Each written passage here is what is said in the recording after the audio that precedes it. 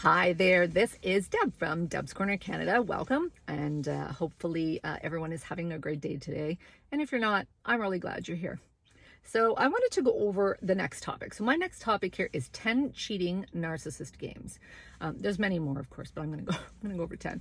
So number one is hiding or locking down a cell or a laptop, closing the screen, whatever they're doing, right? Also, if they have a phone and it's face down with the ringer off or always in their pocket, or they're going to the bathroom with it early in the morning for an hour, flaggy flags.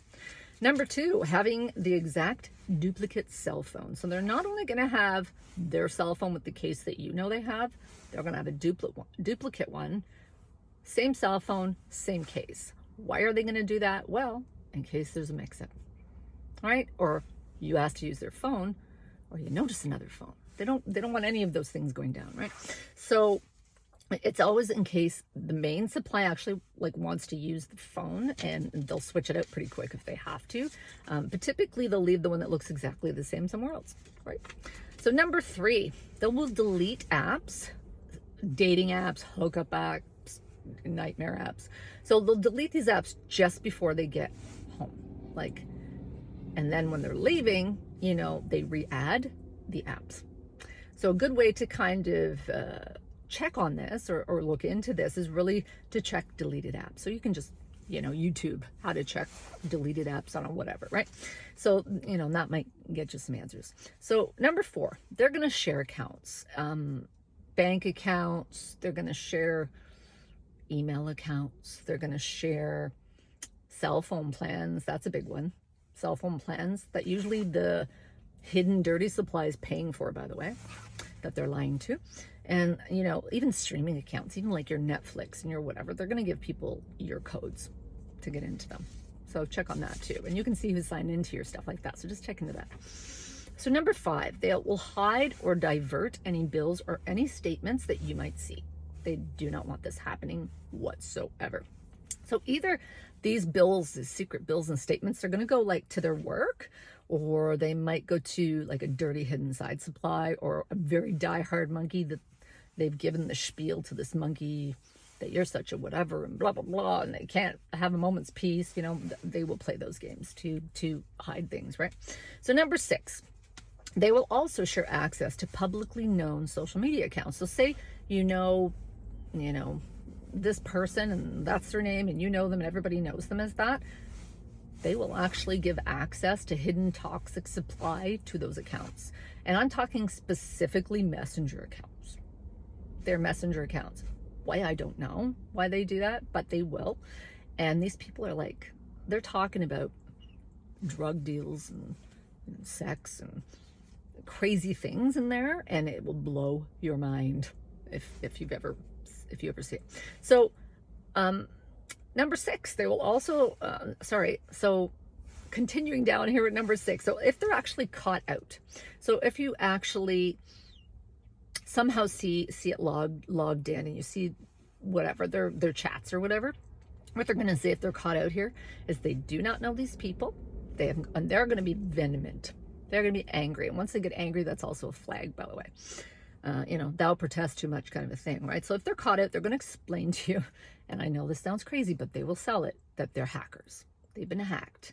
If they haven't been hacked, there was some toxic person who picked up their phone, or a relative did it, or the dog did it, or basically they are not going to be accountable, and they're not going to admit that they know these people. Even if you reach out to these people and tell these people, nobody's going to say anything to you. Nobody, because they've prepped these people that that's what you might do. They've already told them that. So, and really you have no idea who these toxic people are. It's very, very dangerous and disgusting. So number seven, they're going to bridge a burner number. They're going to bridge the burner number, and it's going to be complete with their work name. So they're not actually calling from the phone number from XYZ job, but when they call you, it's going to say XYZ job. Not going to have a clue, not a sweet clue, unless you're somewhere where there's call display or something. You're not going to see anything. So and that's going to happen, and really to check this, you can go onto their bill, and if you see, and of course do this legally and above board and all that good stuff, right? But if you check their bill, and really as a couple, why would you not be able to? I would have no problem with it. But anyway, people with nothing to hide, they don't care. So on that bill, you would check for usage. So you just go under usage, and really whatever cell app you have or whatever, you can check this out. Just open your own and you just go under usage. And when you go under usage, it's going to show you text, it's going to show you data, and it's going to show you calls. So you can even like choose which ones they are. But what's going to happen here is if you check the bill, you're going to see calls. So go under calls and see if they're calling from their phone number to their phone number. And it's going to look really obvious, really strange, and it's going to be a very quick call. A couple seconds, 40 seconds, maybe a minute. But what's happening here is they're calling from their number, their main number, to bridge the gap to the burner number. That's what they're doing. And that's what's required, right? You need a main number to pull all these burner numbers to.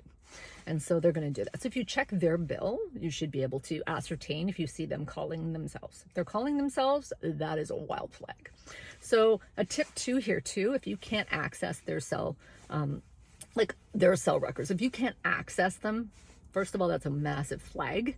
But also too, you can check your cell phone bill, right? So say they're shady one day and they're doing the check-in and you know something's up. Next day, check your usage, yours. So whatever town or city they're lying about being in or whatever, it's going to show, right? It's going to show on your bill. You don't have to look at anyone else's bill. You just open your own bill. And under usage, it's going to show you what actual number they've called you from, right? Because it's going to show the burner number, right? It's going to show you the number they called on, and it's all the actual number, like their burner number. And it's also going to show you like what they like where they were calling from, so whatever city they were in, whatever town they were actually in. It's actually going to show you that too. A little bit of a bonus. So number 8, and this one's a little jarring, they're going to have secret children that you are not going to know anything about. Now, how are they doing that? Well, they're going to do that under fake names. They're going to have a fake name, a fake email. They're going to have a fake social media account. They're going to have burner numbers for these people. These people will never have their actual real number ever. Ever. It's not going to happen. So what's going to happen here is once these people try to reach out and say, hey, I'm pregnant, or I have an STD, or something's going on, ghost. Those people will be gone. And without a backward glance will be gone, which is brutal. But anyway, so tip here, and obviously keep yourself legal and safe. And try not to pounce on anyone's boundaries. But if there's crap's going on and you've just had enough, this is what this is for, right? So you can also externally call a burner number. So once you have that sketchy number, you would just have to Google, how do I remotely get into voicemail on whatever carrier? And they'll give you like an 800 number or something. You can call in from anywhere to that phone number, that sketchy phone number. Just call the voicemail. It'll go straight to that voicemail. The narcissist will not hear this, which is great, but it's going to go straight to their voicemail, and you can do it anytime, really. And you'll get some whoppers on there. Whoppers, it'll get you some answers, and just be prepared for those answers because they're pretty foul. So, and tip number 2 here is they will typically never change access codes. So whatever access code they've always used, they're going to, because of their entitlement, they just feel they can do whatever they want. Use that. So number 9, and I'm going to give a little combo here because it was kind of like a mix. So there's secret credit cards. Definitely 100%. Most of them have them. Either a secret bank card, credit card, or bank account somewhere. But they're also going to do cash back. So you're thinking, well, I know all the cash, I know all the money. No. If they go to the store for you, look at the bottom of the receipt. The bottom of the receipt actually has, it's a little tiny spot there that's for cash back. And so that cash back really represents like when they're buying the burner phones or the hotel rooms or the B&Bs or the sharing these cell phone plans or whatever foolishness that they're up to. It's really, but I think the kicker here is they're using your funds, your bank funds, and you haven't got a clue, because they'll go get the groceries, they'll go get what you want, and say they're supposed to do $100 in groceries. They've actually gotten $80 worth of groceries and $20 off cash back. Or they'll do 5 and 10 or little bits that you're not really going to notice. And if you do, they're going to have a reason for them. So, and especially if you see ones that are crumpled up somewhere, you need to check that out. If you have to dig in a garbage can, check it out. So I'm hoping that those ones kind of, they're a little grouping, but I felt they kind of all tied in there. So number 10, and that's kind of our last one here, is you're going to be accused of cheating out of nowhere. And by nowhere, I mean you're going to be probably a loyal, dedicated person, kind of going about your business or kind of struggling to get through life. And you're going to come home one day and the narcissist is going to look at you and they're going to be quite serious and quite angry, and they're going to accuse you of cheating.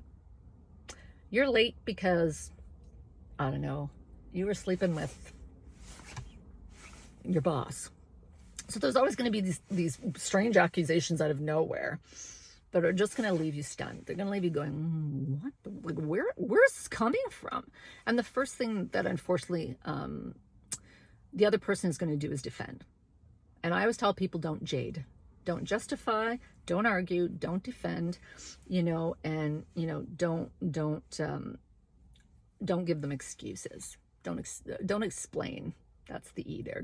Don't explain. So jade, right? So, but at that point, they're projecting on you. And when they're accusing you of it, it's unfortunate, but that's what they're doing.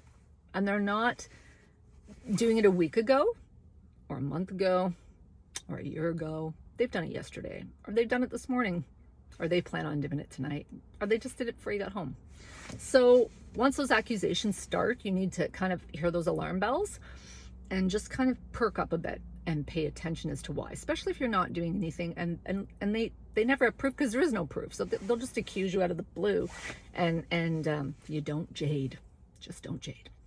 So hopefully that has helped out. This is Deb, and I'm going to sign off for today. And hopefully on the Monday coming, I'm going to do some more Deb answers. I've been a little bit busy, and I really hope that all of you, take this information with a grain of salt.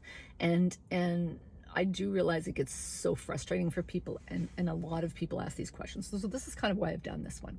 And I hope that somehow you find peace. Bye for now.